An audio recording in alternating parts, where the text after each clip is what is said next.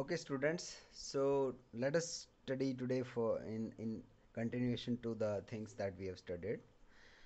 तो बच्चों हमने कल ये डेरिवेशन पढ़ा था कि हमने y2 ये मतलब ये इनिशियली हमने पढ़ा था कि हम y1 को ज़ीरो कंसीडर कर लेते हैं तो वो पैरेक्शियल कंडीशन हो जाएगा, मतलब एक्सियल पॉइंट पे ही है, नॉट ओनली पैरेक्शियल, वो एक्सियल पॉइंट पे है, तो हम y2 को भी ज़ीरो लिख सकते हैं। तो y2 को ज़ीरो रखने के लिए y1 ज़ीरो रख के तो हमारे पास ये एक्सप्रेशन आ गया था।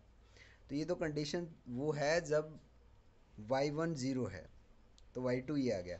बट जब y2 ज़ीरो नहीं है, for the case when y2 is not equal to zero, तो ये वाली टर्म जो है a d2 plus c times y one, ये कंडीशन बन जाएगी। तो यहाँ से y2 बाई वाई वन की रेशियो जो आएगी, वर्टिकल हाइट की रेशियो, वो बेसिकली मैग्नीफिकेशन होता है, तो c माइनस a d2 आ जाएगी।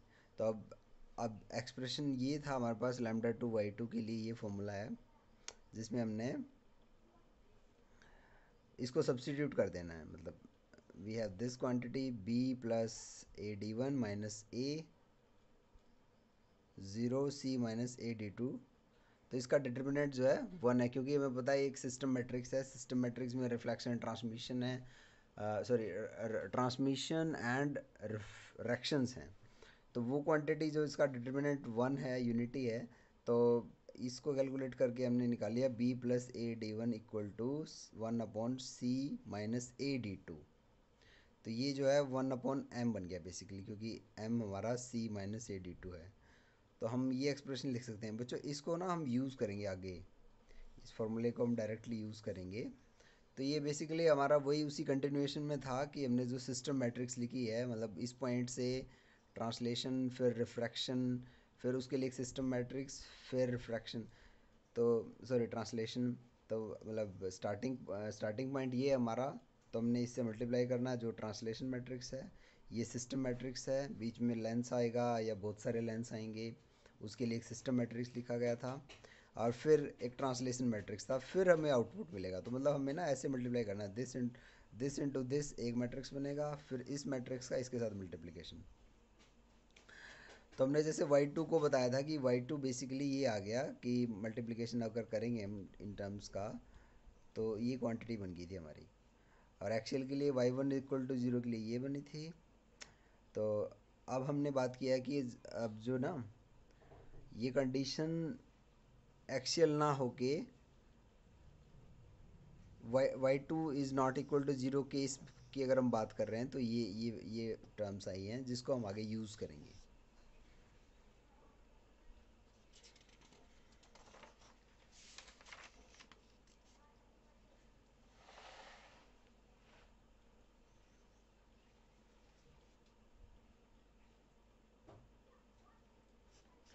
ओके, तो आज हम पढ़ेंगे बच्चों unit planes. Unit planes basically वो हैं, जैसे एक लेंस है, तो इसके इधर और उधर, ये बीच में भी हो सकते हैं, डिपेंड करता है कि उसकी थिकनेस क्या है और अदर पैरामीटर्स बेसिकली। तो उस वो प्लेन जहाँ पर मैग्नीफिकेशन यूनिटी है, लिटरल मैग्नीफिकेशन मतलब हाइट, अगर मतलब किसी ऑब्जेक्ट की हाइट वन है तो या थ्री है, तो वहाँ पर भी थ्री है, तो मैग्नीफिकेशन जो है वो यूनिटी है और पॉजिटिव है। तो ये फॉर्मूला हमने यूज़ किया, जिसके लिए वन अपॉन एम था, b plus a d u, मतलब हमने एक लेंस कंसिडर कर लिया, ऑप्टिकल सिस्टम कंसिडर कर लिया, जिसमें हमने इन पॉइंट्स पे बोला यूनिट प्लेन, यहाँ पर भी यूनिट प्लेन, और यहाँ पर कोई ऑब्जेक्ट है, यहाँ पर कोई इमेज है बनेगा, मतलब इमेज प्लेन, ऑब्जेक्ट प्लेन। तो ये डिस्टेंसेस स्पेसिफाई कर दी, du1 फॉर द मतलब रिफ्रैक्टिंग सरफेस से फर्स्ट यूनिट प्लेन की, और रिफ्रैक्टिंग सरफेस से सेकंड यूनिट प्लेन की, du1 एंड du2 रेस्पेक्टिवली। तो हमने अभी ये फॉर्मूला जो अभी बात की थी, हमने ये यूज़ कर लिया है, जिसमें मैग्नीफिकेशन की जगह हमने वन अपॉन एम आता है यहाँ पे, तो हमने इसकी जगह वन रख दिया है।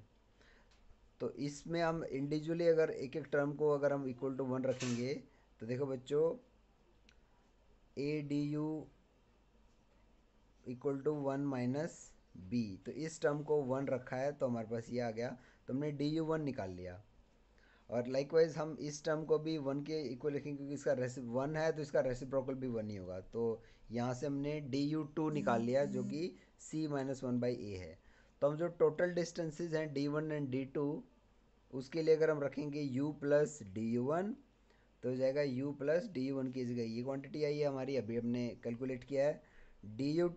इसी तरह हम डी टू निकालेंगे v plus d u two. देखो ये u इज़ द डिस्टेंस, मतलब यूनिट प्लेन से ऑब्जेक्ट कितना दूर है उसको u लिखा है, और आई थिंक दिस इज, तो ये डिस्टेंस u है, ये डिस्टेंस v, तो टोटल d जो है u plus d U D one है, और D u two plus v जो है डी टू है। तो इसमें हमने इन टर्म्स को रख दिया है, we have d1 and we have d2। तो अब हम ये फॉर्मूला यूज़ करेंगे जो हमने पहले भी ड्राइव किया हुआ है, d times b times d2, ये फॉर्मूला बेसिकली। तो इसमें हम इक्वल टू ज़ीरो है राइट हैंड साइड, तो इसमें d2 को हम ड्राइव मतलब निकाल सकते हैं, इसकी वैल्यू ये आ जाएगी d plus c d one b upon a d one. तो इस फॉर्मूले में अब फाइनली हमने ना डी वन के लिए लिखना है v, डी टू के लिए लिखना है v plus c minus one by a, ये हमारे टर्म डी टू है, तो ये इक्वल टू है बेसिकली। तो इन टर्म्स को रीअरेंज करके हमारे पास v का वैल्यू आ जाएगा a time d minus b c, ये टर्म्स आ जाएंगी। और सिस्टम मैट्रिक्स हमें पता है ये है कि एक रिवर्स ऑर्डर में z लिखना है, स्टार्टिंग पॉइंट और एंड पॉइंट को नेगेटिव कर देना है, ए बी सी डी। तो डिटर्मिनेंट इसका वन होता है, हमें पता है, क्योंकि सिस्टम मैट्रिक्स में रिफ्रैक्शन होता है, ट्रांसलेशन होता है, उन सब के लिए जो मैट्रिक्स आई थी हमारे, आर मैट्रिक्स आई थी या टी मैट्रिक्स आई थी, उनका डिटर्मिनेंट जो है वन था। तो यहाँ से हम डायरेक्टली लिख सकते हैं इसका डिटर्मिनेंट वन। तो इस टर्म को हम यूज़ कर लेंगे इस फॉर्मूले में, तो हमारा v का वैल्यू आ जाएगा ये। और फर्दर अगर हम इनको रीअरेंज कर लें टर्म्स को, तो one by v minus one by u equal to a, ये आ जाएगा। तो देखो बच्चों, one by v minus one by u equal to one by f, ये हमें पता है, ये लेंस मेकर फॉर्मूला है बेसिकली। तो लेंस इक्वेशन या लेंस मेकर फॉर्मूला जो भी इसको बोलते हैं आप। तो इसमें ए जो है inverse of the focal length बन गया है हमारा, ठीक है बच्चों। तो ये हमने मतलब यूनिट प्लेन से लेंस मेकर फॉर्मूला निकाल लिया, और ए की वैल्यू जो सिस्टम मैट्रिक्स का एक एलिमेंट है उसको हमने बता दिया कि a basically inverse of focal length होता है, a is the inverse of focal length. Next बच्चों, जैसे हमने ये मैट्रिक्स एस निकाली हुई है, सिस्टम मैट्रिक्स हमने लिखी है, थिक लेंस का केस की बात कर रहे हैं हम। तो ये तो थिन लेंस केस है बेसिकली। इसमें अगर हम मैट्रिक्स ऐसे लिखते हैं, क्योंकि हमें पता है, तो इसमें हम ए बी सी और डी के एलिमेंट्स को आइडेंटिफाई कर सकते हैं, क्योंकि ये a b c and d ये नेगेटिव होता है, ये भी नेगेटिव होता है। तो ए बी सी डीज़ को हमने लोकेट कर लिया। फिर डी यू वन को अगर हमने लिखना है, उसमें one minus B by a है, तो ए और बी की वैल्यूज़ हमारे पास यहाँ से हैं, तो इनको इसमें रख के आगे थोड़ा सा कैलकुलेशन है। इसी तरह से डी यू का कैलकुलेशन है सी माइनस वन बाई ए, और उसमें हम आर वन और आर टू की वैल्यू को अगर हम आर ले लेते हैं फॉर सम रीज़न, कि हमारे जो दोनों रिफ्रैक्टिंग सरफेसेस हैं उनका जो मैग्नीट्यूड है रेडियस का वो सेम है, तो हमने डी यू वन की वैल्यू आ जाएगी टी अपॉन टू यू, और डी यू टू की वैल्यू आ जाएगी minus of T upon two you. ये कंडीशन आ जाती है जब टी की वैल्यू रेडियस ऑफ कर्वेचर से बहुत ज़्यादा छोटी है। तो बहुत सिंपल कैलकुलेशन है ये, डॉटेड में ये कर लेना बच्चों, इसमें कुछ मुश्किल नहीं है। और जब फोकल लेंथ के लिए हमारा पास फॉर्मूला है, क्या है, एफ इज़ वन अपॉन ए, जो हमने अभी ड्राइव किया था। तो इसमें अगर इसको आप सब्सटीट्यूट करोगे तो वन अपॉन ए के लिए, तो ये वाली टर्म हमारी आ जाएगी, जो कि focal length of a thick lens होता है। मतलब थिक लेंस के लिए जो फॉर्मूला है वो हमारे पास आ जाएगा, क्योंकि टी को अगर आप जीरो कर दोगे तो ये टर्म हट जाएगी, ये बेसिकली वही फॉर्मूला आ जाएगा जो एक थिन लेंस फॉर्मूला होता है। मतलब थिकनेस जो है टी की वैल्यू रेडियस के कंपैरिजन में बहुत ज़्यादा छोटी होती है, तो हम टी को ज़ीरो कंसीडर कर सकते हैं, उससे ज़्यादा चेंज नहीं आएगा। तो बच्चों देखो, हमने डी यू वन और डी यू टू की वैल्यू निकाली, तो ये बेसिकली यहाँ पर लोकेटेड होंगे, ये और ये, क्योंकि ये दो पॉजिटिव है। फर्स्ट रिफ्रैक्टिंग सरफेस से इतनी डिस्टेंस पे है टी अपॉन टू यू, और सेकेंड रिफ्रैक्टिंग सरफेस से minus T upon two you distance के ऊपर है। तो ये था बच्चों हमारा यूनिट प्लेन्स मतलब ये वो प्लेन्स हैं हमने निकाले हैं। अल्टीमेटली हमने वो रिफ्रैक्टिंग सरफेस से वो डिस्टेंस निकाल दी कि वो कितनी डिस्टेंस के ऊपर लोकेटेड होंगे दोनों रिफ्रैक्टिंग सरफेस से। मतलब du1 और du2 ये डिस्टेंसेस निकालना हमारा एक एम था। du1 क्या वैल्यू है, du2 वैल्यू क्या है। तो इसका नेगेटिव आया तो बैक साइड में होगा, पॉजिटिव आया तो राइट साइड में होगा। ओके, तो नेक्स्ट है बच्चों हमारा नोडल प्लेन्स। नोडल प्लेन्स क्या होते हैं बेसिकली, ये वो जैसे प्रिंसिपल एक्सिस पे ऐसे दो पॉइंट्स अगर देखो आप जिन पे यूनिट एंगुलर मैग्निफिकेशन है। जैसे हमने यूनिट प्लेन्स में बात की थी, वो तो मतलब वर्टिकल हाइट में मतलब ट्रांसवर्स डायरेक्शन में है बेसिकली, हाइट और हाइट का रेशियो है। यहाँ पर एंगल और एंगल का रेशियो है, तो मतलब यूनिट एंगुलर पॉजिटिव मैग्नीफिकेशन। भाई ये जो इंसिडेंट रे है अल्फ़ा एंगल बना रही है और जो अमर्जेंट रे है वो भी अल्फ़ा एंगल बनाएगी, तो उसको बोलेंगे हम ऐसे वो पॉइंट्स जिनसे वो प्लेन पास हो रहे हैं they are called nodal planes. They are called nodal planes. तो हमें optical direction cosines lambda one mu one sine alpha पता है। तो म्यू साइन की वैल्यू जब कम होती है तो हम डायरेक्ट उसका एंगल लिख सकते हैं म्यू वन अल्फ़ा वन, और ये इक्वल टू लैम्डा टू है क्योंकि अल्फ़ा वन और अल्फ़ा टू सेम है और इंडेक्स भी आउटसाइड का सेम है, तो हम लिख सकते हैं म्यू टू अल्फ़ा टू। और पैरेक्शियल रे है तो अल्फ़ा वन अल्फ़ा टू को हम अल्फ़ा ही लिख देंगे, तो म्यू वन जो है हमारा म्यू टू आ गया।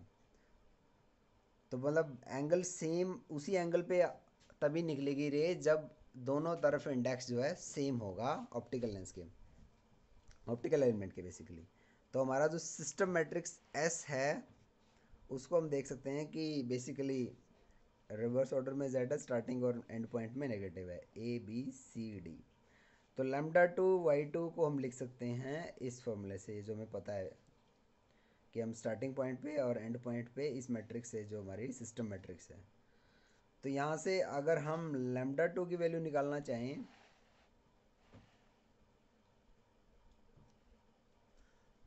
अगर यहाँ से हम लैम्डा टू की वैल्यू निकालना चाहें तो हमें क्या करना पड़ेगा, मतलब मल्टीप्लिकेशन ऐसे करना, फर्स्ट एलिमेंट है ना ये, तो फर्स्ट रो फर्स्ट कॉलम, तो ये फर्स्ट एलिमेंट बन जाएगा। तो इसकी मल्टीप्लिकेशन से फर्स्ट एलिमेंट आ गया b plus a d n one lambda one minus a y one. तो अगर हम एक कंडीशन कंसिडर करते हैं कि वाई वन जो है ज़ीरो है, मतलब एक्सियल पॉइंट है हमारा, तो लैम्डा टू की वैल्यू ये आ जाएगी क्योंकि इसमें ज़ीरो रखोगे तो सिर्फ यही बच जाएगा। बट हमें पता है कि लैम्डा वन और लैम्डा टू इक्वल हैं, तो ये वाली क्वांटिटी जो है वो इक्वल टू वन होगी, और यहाँ से हम डी एन वन निकाल सकते हैं वन माइनस बी अपॉन ए। और ये तो सेम फॉर्मूला आ गया जो हमारा डी एन यू के लिए आया था। इसी तरह से हमारी जो दूसरी टर्म है, हमें ये भी पता है, मतलब जो मैट्रिक्स एस से आया हमारा b plus a d n one equal to one upon c minus a d n two, ये दोनों बराबर हैं और इसके यहाँ मैग्नीफिकेशन होता है वन अपॉन एम होता है। तो अगर हम इस टर्म को इक्वल टू वन रखते हैं डी एन टू वाली टर्म को, तो यहाँ से डी एन टू आ गया सी माइनस वन बाई ए। ये तो वही आ गया जो हमारा यूनिट प्लेन्स के लिए था। तो बच्चों अल्टीमेटली हमारे पास आ गया कि नोडल प्लेन्स और यूनिट प्लेन्स वो एक दूसरे को कंसाइड करते हैं अगर आउटसाइड इंडेक्स मतलब ऑप्टिकल सिस्टम से बाहर का जो इंडेक्स है वो सेम है। तो बच्चों इसमें कुछ नहीं है, बड़ा सिंपल है, डायरेक्टली पूछा जाता है, छोटे नंबर में भी पूछा जाता है ये कि discuss the unit planes and nodal planes. और डेरिवेशन की एक प्रैक्टिस करने की ज़रूरत है। इसमें सारे स्टेप्स जो दिए हुए हैं वो सारे सही हैं, मैंने चेक कर लिए हैं। आप अपनी जो टेक्स्ट बुक है उससे आप प्रैक्टिस करो और मुझे व्हाट्सएप पे उस जो रफ़ वर्क आपने किया है डायरेक्टली नहीं लिखना है, जो आपने बीच बीच के स्टेप भी दिए ना, मुझे पूरा रफ़ वर्क फ़ोटो खींच के अपने इस ग्रुप के ऊपर भेजो, तभी आपकी अटेंडेंस लगेगी। Thank you.